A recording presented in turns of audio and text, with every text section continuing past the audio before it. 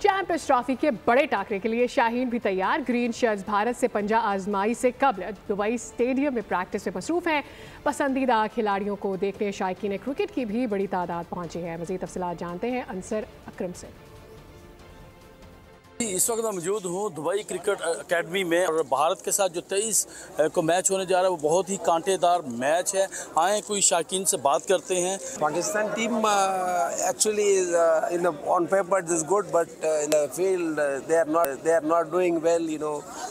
That's the main concern and the selection is very bad. इंशाल्लाह success मिलेगी। ठीक है, पहला मैच हार गए, 2017 में भी हारे थे, 92 में भी हारे थे, इस बार जीतेंगे इंशाल्लाह। प्रेशर इंडिया पाकिस्तान के मैच में हमेशा होता है, इंडिया को भी प्रेशर होगा। It's not like they will not have pressure.